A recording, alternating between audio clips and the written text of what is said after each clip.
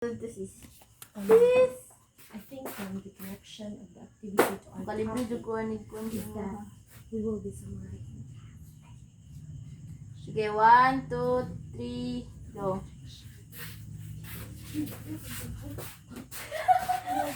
Okay. Okay, so 1, 2, 3, go. Okay, Miss Indangan?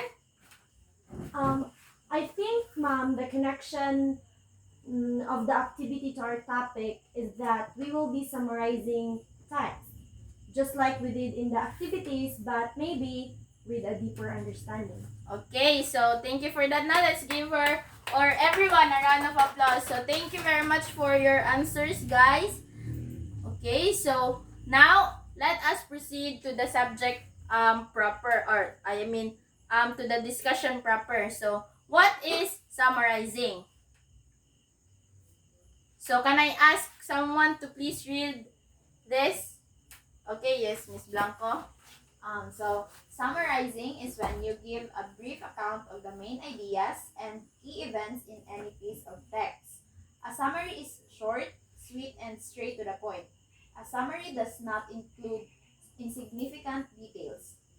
You summarize the main events of the plot. A summary is always much shorter than the original text. And if the summary helps you understand the text, so it is deemed a good summary. Okay, so thank you, Miss Blanco. No? So, in writing a summary, we are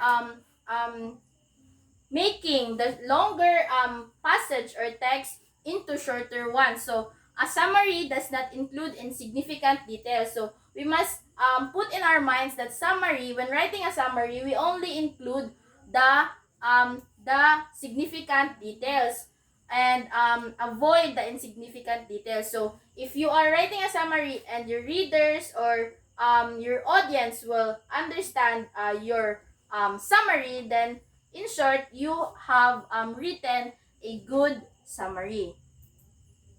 Okay, so the next one. Summarization helps you remember the main idea and key points of the text you read. So, summarizing reduces a text to its necessary information. So, summarizing differs from paraphrasing in that summary leaves out details and terms. So, as I've said earlier, no, if we are summarizing, we make the longer text or passage a shorter one. So, we only include the texts that are important and are significant. So, it helps us remember the main idea or the key points of the text. So, since we are only including the important details or the key points, then it is easier for us to remember, to recall what a certain passage is all about. Okay? So, here are some helpful tips in summarizing a text. So first, should I wait. So here are helpful tips in summarizing a text. So may I ask someone to please read this one? Okay, Miss Villegas. Helpful tip. Asa mo sa lingkod sa balik. Okay. Okay, asa ka? Isa ka dito? Bishop. Pila na to po? Duha na ka 8 no? Ha? Duha na ta ka 8. Helpful tips. Okay. Kato tayo first. 6 na to ka pinay. Okay. So, here are some helpful tips in summarizing a text. So, these tips will help you when you write a summary. Okay, so can I ask someone to please read this text here? Okay, Miss Villegas. Helpful tips in summarizing a text. Number 1. Read the entire text. 2. Look for the main idea. Main idea is the most important thought in the text. Number 3. Take down the notes, the important details that support the main idea. Number 4. Use your own words. You are the author.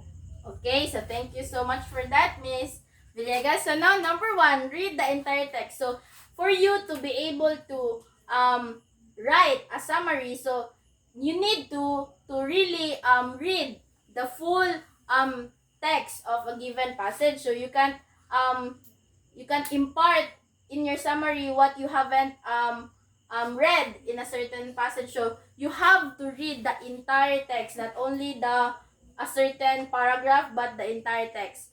And second, look for the main idea. So, as what I've said earlier, look for the main idea only. Do not include the other insignificant or not important ideas in your summary, because it will just make your summary longer. Okay? So number 3, take down the notes, important details that supports the main idea. So as you are reading from the passage, so you will in order for you to be easier to write the summary while reading, you take down notes of the main ideas in order for you to make it easier for you to write your summary. So take down notes. It's one of the helpful tips. So take down notes, and you can just browse over your notes when you are writing a summary. Okay, and the last one, use your own words. You are the author. So you don't have to copy word by word what you have read from a certain text or a certain passage. So you have to use your own words, because you have to keep in mind that you are the author of your summary. So you don't have to copy word by word, but you just have to deliver the idea that the author has for his text or his or her text. So I hope you understand, everyone. Okay, so you understand? Yes, ma'am. Okay, so that's good. Okay, so here are the qualities of a summary. So a good summary should be comprehensive, concise, coherent, and independent. So I think you already know what comprehensive, concise, coherent, and independent means, right? Because in our previous activity, you uncovered these words already. So it would be easier for you to understand what it is all about. Okay, so a good summary must be comprehensive.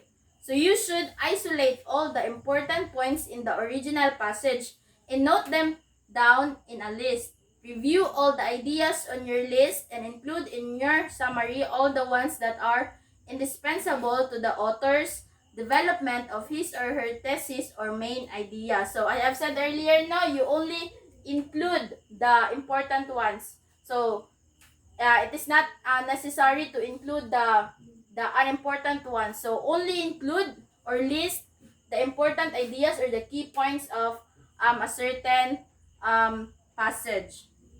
Okay, so a good summary must be coherent.